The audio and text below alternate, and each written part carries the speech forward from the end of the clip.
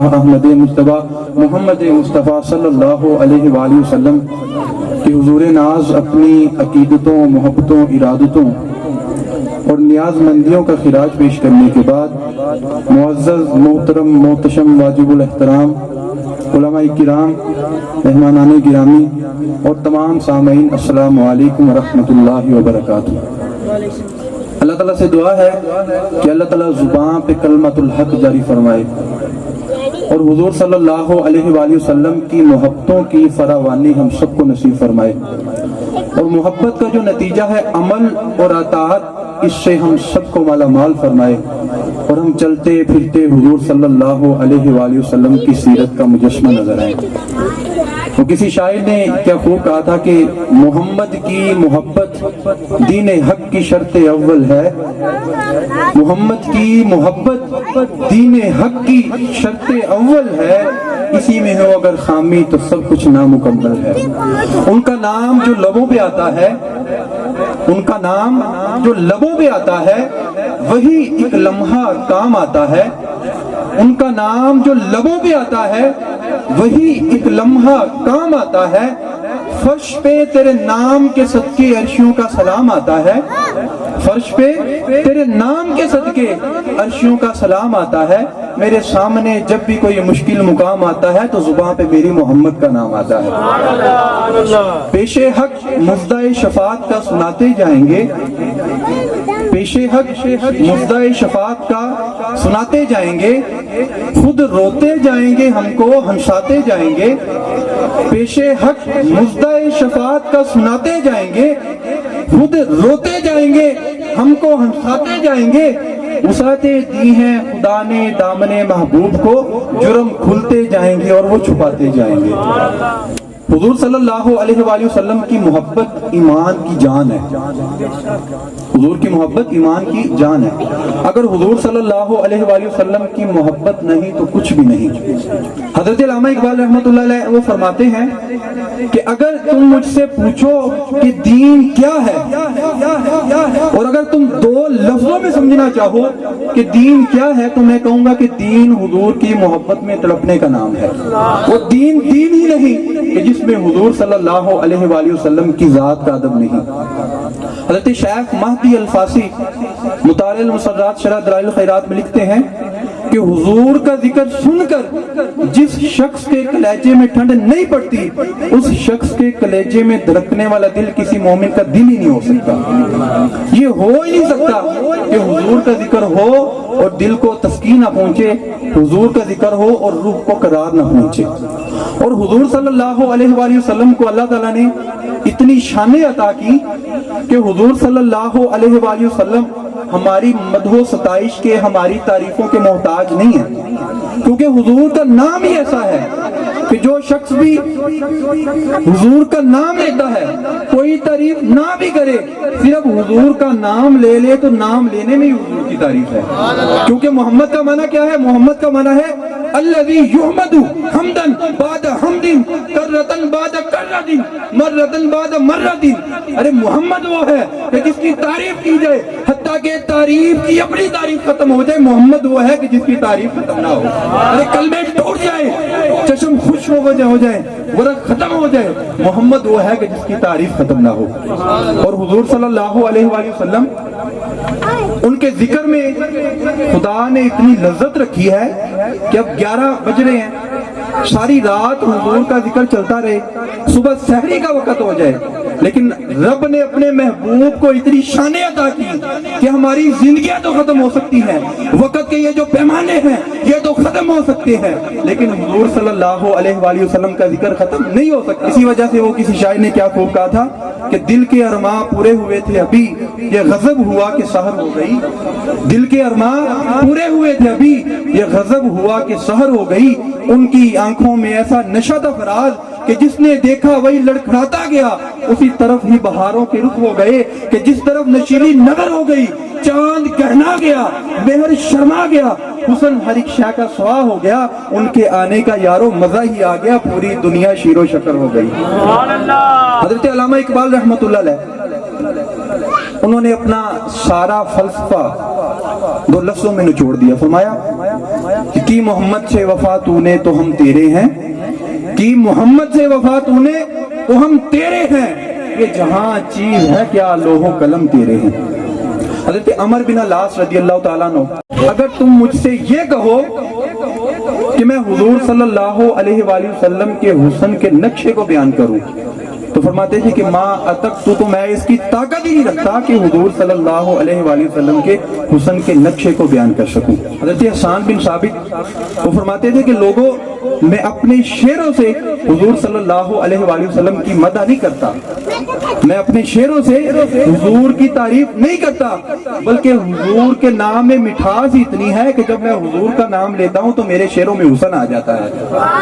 وہ کسی شاعر نے، وہ کسی شخص نے حضرت علامہ اقبال سے پوچھا کہ جناب کیا بات ہے کہ آپ کے جو شعر ہیں ان شعروں میں مٹھاس بہت زیادہ ہے، آپ کی جو شعر ہیں ان میں حسن بہت زیادہ ہے، ان میں مٹھاس بہت زیادہ ہے۔ تو حضرت علامہ اقبال فرماتے ہیں کہ میں نے 1,00,000 مرتبہ حضور پر درود پڑھا، اس وجہ سے میرے شعروں میں بڑی مٹھاس ہے۔ تو حضور کا نام ہی اتنا میٹھا ہے کہ اگر کوئی حضور کے نام کا ورد کرے تو اس کی زبان بھی میٹھی ہو جاتی ہے۔ اللہ تعالیٰ نے اپنے محبوب کو اتنا حسن عطا کیا کہ 1,24,000 کم و بیش صحابہ کرام تھے، لیکن کسی صحابی میں بھی اتنی جرت اور اتنی طاقت نہیں تھی کہ وہ آنکھیں بھر کے حضور صلی اللہ علیہ وآلہ وسلم کے جلوے کو دیکھ سکے۔ حضرت حسان بن ثابت رضی اللہ تعالیٰ عنہ وہ فرماتے ہیں کہ فلما نظرت الی انوارہ فوضعت کفی علی عینی خوفا من ذہاب بصری۔ حضرت حسان بن ثابت فرماتے ہیں کہ جب بھی میں حضور کو دیکھتا، جب بھی میں حضور کا دیدار کرتا تو اپنے ہاتھوں کو اپنی آنکھوں پر رکھ کے آنکھوں کی اور سے دیکھا کرتا۔ سوال پیدا ہوا کہ اے حسان بن ثابت، جب حضور کا مکھڑا تیرے سامنے ہے تو اپنے ہاتھوں کو اپنی آنکھوں پر رکھ کے چوری چوری حضور کو کیوں دیکھا کرتا تھا؟ تو حضرت حسان بن ثابت فرماتے ہیں کہ خوفا من ذہاب بصری، کہ میں اپنی ہاتھوں کو اپنی آنکھوں پہ رکھ کے آنکھوں کی اور سے اس وجہ سے دیکھا کرتا تھا کہ کئی جمال مصطفیٰ کی چمک کی وجہ سے میری آنکھوں کی بینائی نہ جاتی رہے۔ تو رب تعالیٰ نے اپنے محبوب کو اتنا حسن عطا کیا کہ کسی بھی شخص میں اتنی طاقت نہیں تھی کہ وہ آنکھیں بھر کے حضور کا دیدار۔ صحابی رسول فرماتے ہیں کہ 14ویں کا چاند نکلا ہوا ہے، تاجدار کائنات صلی اللہ علیہ وآلہ وسلم بھی کھڑے ہیں، میں کبھی 14ویں کے چاند کو دیکھتا ہوں، کبھی میں حضور کے مکھڑے کو تکتا ہوں اور یہ فیصلہ کرنے کی کوشش کر رہا ہوں کہ آیا کہ 14ویں کا چاند زیادہ چمکدار ہے یا میرے محبوب کا مکھڑا زیادہ چمکدار ہے۔ تو صحابی کہتے ہیں کہ کافی سوچ و بچار کرنے کے بعد میں اس نتیجے میں پہنچا کہ میرے حضور کا مکھڑا 14ویں کے چاند سے بھی زیادہ خوبصورت ہے۔ اور اللہ تعالیٰ نے اپنے محبوب کو اتنی شان عطا کی کہ ہم میں طاقت نہیں کہ ہم حضور کی شان کو بیان کر سکیں۔ میں 2 واقعات میں بیان کر کے علامہ صاحب جو کہ لاہور سے تشریف لائے ہیں ان کو میں مائک دے دوں گا۔ کتاب کا نام ہے النبراس، علامہ سعد الدین تفتازانی رحمۃ اللہ علیہ ان کی کتاب شرح عقائد، اس کی یہ تشریح ہے اور اس کو لکھا ہے علامہ عبدالعزیز برہاروی رحمۃ اللہ علیہ نے۔ یہ درس نظامی کے نصاب میں بھی شامل ہے۔ کوئی عالم اس وقت تک عالم نہیں بن سکتا کہ جب تک وہ شرح عقائد کو نہیں پڑھتا۔ تو شرح عقائد کی تشریح النبراس میں ابو الحسن رفاعی ان کا ایک قول لکھا ہے۔ ابو الحسن رفاعی فرماتے ہیں کہ ایک دن میں نے روحانی طور پہ پرواز کیا، ایک دن میں نے روحانی طور پہ پرواز کیا، جب میں بہت بلند چلا گیا، ایک عرش آیا، دوسرا عرش آیا، تیسرا عرش آیا، یہاں تک کہ میں نے 7 لاکھ عرشوں کو عبور کر لیا، بہت ہی اونچا چلا گیا۔ تو فرماتے ہیں کہ جب میں بہت ہی اونچا چلا گیا نا تو اوپر سے آواز آئی ابو الحسن رفاعی کدھر آ رہا ہے؟ اوپر سے کیا آواز آئی کہ ابو الحسن رفاعی کدھر آ رہا ہے؟ تو ابو الحسن رفاعی فرماتے ہیں کہ مالک معراج کی شب عرش کی جس چھاتی پہ میرے محبوب کے قدم لگے میں ان کی تلاش میں آیا ہوں۔ معراج کی رات عرش کی جس چھاتی پہ میرے محبوب کے قدم لگے، مالک میں ان کی تلاش میں نکلا ہوں۔ تو ابو الحسن رفاعی فرماتے ہیں کہ جب میں نے یہ بات کہی نا تو اوپر سے آواز آئی ارجی لا وصول لکا، ابو الحسن رفاعی لوٹ جا، تو اگر کروڑوں سال بھی صبر کرتا رہا تو معراج کی رات عرش کی جس چھاتی پہ میرے محبوب کے قدم لگے، ارے تم کیا تمہاری سوچ بھی وہاں تک نہیں پہنچ سکتی۔ اللہ اکبر۔ حضور ہم جیسے ہیں، کوئی کہہ رہا ہے نبی کے پاس اتنا علم ہے، کوئی کہہ رہا ہے نبی کے پاس یہ اختیار ہے. ارے کوئی حد ہے ان کے عروج کی؟ بلغ العلا بکمالہ کشف الدجا بجمالہ. تو فرماتے ہیں کہ اوپر سے آواز آئی ارجی لا وصول لک ابو الاسد ڈیفائی، لوٹ جا، تو اگر کروڑوں سال بھی صبر کرتا رہا تو معراج کی رات عرش کی جس چھاتی پہ میرے محبوب کے قدم لگے، تم کیا تمہاری سوچ بھی وہاں تک نہیں پہنچ سکتی. حضرت بایزید بسطامی رحمۃ اللہ علیہ ان کی سنیے، فرماتے ہیں کہ ایک دن مجھے شوق چڑھا کہ میں حضور صلی اللہ علیہ وآلہ وسلم کی عظمتوں کا ادراک کروں. ایک دن مجھے، توجہ کے ساتھ سنیے گا، ایک دن مجھے شوق چڑھا کہ میں حضور کی عظمتوں کا ادراک کروں. حضرت بایزید بسطامی یہ کسی عام شخصیت کا نام نہیں ہے. حضرت داتا گنج بخش علی حجویری رحمۃ اللہ علیہ کشف المحجوب میں لکھتے ہیں کہ تصوف کے 10 بڑے اماموں میں سے ایک نام بایزید بسطامی کا ہے. اور حضرت بایزید بسطامی یہ حضور سے اتنی محبت کرتے تھے کہ یہ بسطام سے چلے 12 سال میں آپ مکہ المکرمہ میں پہنچے. 12 سال میں، اتنا لمبا سفر نہیں ہے، لیکن اتنی دیر اس وجہ سے لگی کہ 2 قدم چلتے اور 2 قدم چلنے کے بعد 2 رکعت نفل ادا کرتے. اور حضور سے اتنی محبت، آپ نے ساری زندگی، حضرت علامہ اقبال فرماتے ہیں کہ حضرت بایزید بسطامی انہوں نے ساری زندگی خربوزہ نہیں کھایا. جب وجہ پوچھی گئی تو وجہ یہ بتائی کہ کیونکہ جو حدیث مبارکہ سے خربوزہ کھانا تو ثابت ہے، لیکن خربوزہ کھانے کا جو طریقہ ہے اس کی وضاحت نہیں ملتی کہ حضور نے خربوزے کو توڑ کے کھایا یا خربوزے کو کاٹ کے کھایا. تو خربوزے کو توڑ کے کھانے لگتے تو خیال آتا کہ کہیں حضور نے خربوزے کو کاٹ کے نہ کھایا ہو.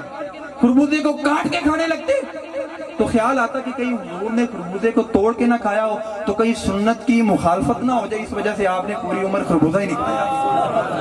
اور اتنا بلند مقام و مرتبہ کہ آپ کو سلطان العارفین کا لقب ملا.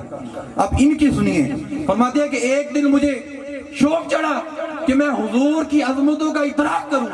تو فرماتے ہیں کہ میں معرفت کے سمندر میں غوطہ زن ہوا. معرفت کی باتیں یہ کسی عام بندے کے سمجھ سے بالا تر، کسی عام بندے کی سمجھ میں نہیں آنے والی ہوتی. تو فرماتے ہیں کہ میں معرفت کے سمندر میں غوطہ زن ہوا. تو فرماتے ہیں کہ جہاں پر بایزید بسطامی کی حد ہو رہی تھی، جہاں پہ میری منتہا پرواز تھی، ارے جہاں پہ بایزید بسطامی ختم ہو رہا تھا اور جس جگہ سے حضور کی ابتدا ہو رہی تھی، تو درمیان میں 10 لاکھ نور کے پردے عائل ہو گئے کہ بایزید بسطامی اگر ایک قدم بھی آگے بڑھاتا تو جل کے وہ راکھ ہو جاتا. تو جہاں پہ بایزید بسطامی ختم ہو رہا تھا، جہاں پہ حضرت بایزید بسطامی کی حد ہو رہی تھی اور جس جگہ سے حضور کی ابتدا ہو رہی تھی، درمیان میں 10 لاکھ نور کے پردے عائل ہو گئے کہ بایزید بسطامی اگر ایک قدم بھی آگے بڑھاتا تو جل کے وہ راکھ ہو جاتا. حضور کی جو شان ہماری عقلوں سے بھی ماورا ہے. جہاں پہ متقی پرہیزگاری کی انتہا ہوتی ہے وہاں پر ولی کی ابتدا ہوتی ہے. ارے جہاں پر ولی کی انتہا ہوتی ہے وہاں پر کتب کی ابتدا ہوتی ہے. جہاں پر کتب کی انتہا ہوتی ہے وہاں پر کتب پاک کی ابتدا ہوتی ہے. ارے جہاں پہ سب کی انتہا ہوتی ہے وہاں پہ غوث اعظم کی ابتدا ہوتی ہے. ارے جہاں پہ غوث اعظم کی انتہا ہوتی ہے وہاں پر مقام ویسے کرنے کی ابتدا ہوتی ہے. ارے جہاں پہ مقام ویسے کرنے کی انتہا ہوتی ہے وہاں پر مقام صحابیت کی ابتدا ہوتی ہے. ارے جہاں پہ مقام صحابیت کی انتہا ہوتی ہے وہاں پر مقام صدیق اکبر کی ابتدا ہوتی ہے. ارے جہاں پہ مقام صدیق اکبر کی انتہا ہوتی ہے وہاں سے مقام نبوت کی ابتدا ہوتی ہے. ارے جہاں پر کلیم اللہ کی انتہا، جہاں پہ ذبیح اللہ کی انتہا، جہاں پر خلیل اللہ کی انتہا، ارے جہاں پہ سب کی انتہا ہوتی ہے. ارے جہاں پہ جبرائیل بھی ہاتھ جوڑتے وہاں سے میرے نبی کی ابتدا ہوتی ہے. سراج شرح دلائل الخیرات میں بھی یہ روایت موجود ہے. حضور صلی اللہ علیہ وآلہ وسلم نے یار غار سے 2 ٹوک فرما دیا، یا ابا بکر لم یعرفنی حقیقتاً غیر ربی.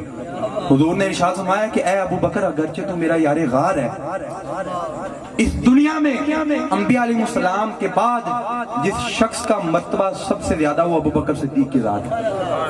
حضور نے خود ارشاد فرمایا کہ تمام صحابہ کرام میں سے سب سے افضل جو شخصیت ہے وہ حضرت ابو بکر صدیق کی ذات ہے. اور مولا کائنات شیر خدا حضرت علی رضی اللہ عنہ، ان کے سامنے کوئی آپ کو، حضرت علی کو حضرت ابو بکر پر فضیلت دیتا، حضرت علی کا مرتبہ حضرت ابو بکر سے بڑھاتا تو حضرت علی اس کو 100 کوڑے لگایا کرتے تھے.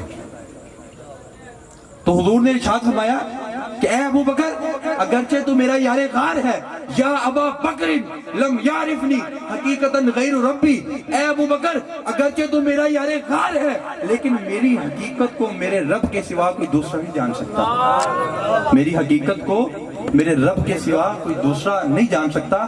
یہ تو حضور کی ذات تھی، حضور کے پسینہ مبارک، ہم کو پسینہ ہے بدبو آتی ہے، پسینہ ہے نا، یہ جو لوگ بہت سارے اس زمانے میں نا بہت زیادہ فرقے بن چکے ہیں، ایک ایسا بھی فرقہ ہے جس کا اتنا دماغ خراب ہے جو کہتا ہے کہ نعوذ باللہ معاذ نبی ہم جیسے ہیں۔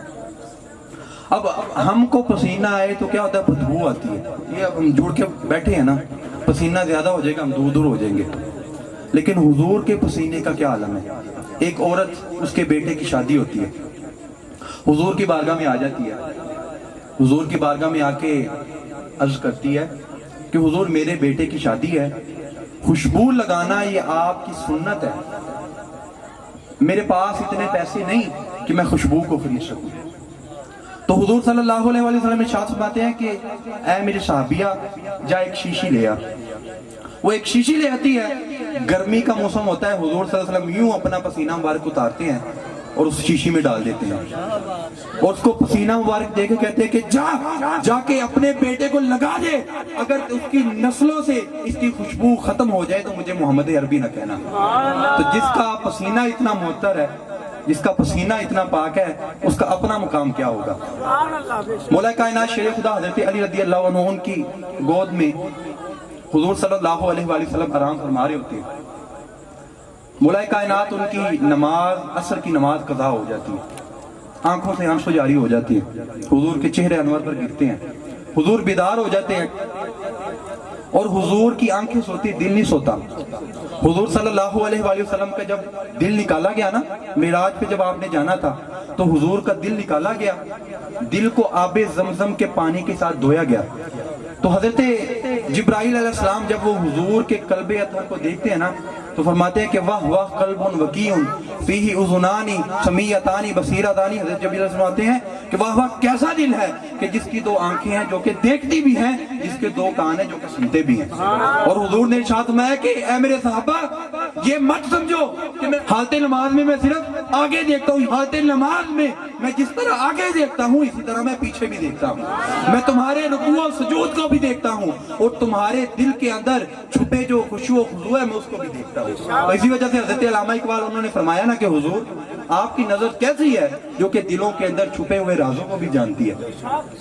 تو مولا کائنات شیر خدا حضرت علی رضی اللہ عنہ آپ کی نماز قضا ہو جاتی ہے، آنکھوں سے آنسو جاری ہو جاتے ہیں، حضور بیدار ہو جاتے ہیں، فرماتے ہیں کہ اے علی کیا مسئلہ بنا ہے، رو کیوں رہے ہو؟ مولا علی فرماتے ہیں کہ میری نماز قضا ہو گئی۔ تو حضور کہتے ہیں پھر قضا پڑھ لو۔ تو حضرت علی فرماتے ہیں کہ نہیں قضا نہیں پڑھنی، ادا پڑھنی ہے۔ تو حضور صلی اللہ علیہ وآلہ وسلم یوں اپنی انگلی مبارک اٹھاتے ہیں اور اپنی انگلی اٹھاتے ہیں اور یوں اشارہ کرتے ہیں اور وہ جو ڈوبا ہوا سورج تھا وہ واپس آ جاتا ہے۔ اور علماء کرام لکھتے ہیں کہ 70,000 فرشتے نور کا سنگل ڈال کے جو سورج ہے اس کو مغرب کی جانب کھینچ رہے ہوتے ہیں، لیکن حضور کی انگلی میں اتنی طاقت ہے کہ حضور یوں اشارہ کرتے ہیں 70,000 فرشتہ وہ گھسیٹتا ہوا واپس آ جاتا ہے۔ تو حضور کی جو شان، حضور کا جو مقام و مرتبہ ہماری عقلوں سے ماورا ہے۔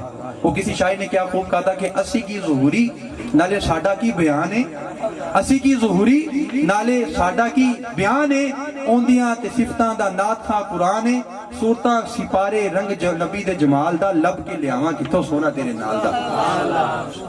قدموں پہ جبی کو رہنے دو چہرے کا تصور مشکل ہے، قدموں پہ جبی کو رہنے دو چہرے کا تصور مشکل ہے، جب چاند سے بڑھ کر ایڑی ہے رخسار کا عالم کیا ہوگا۔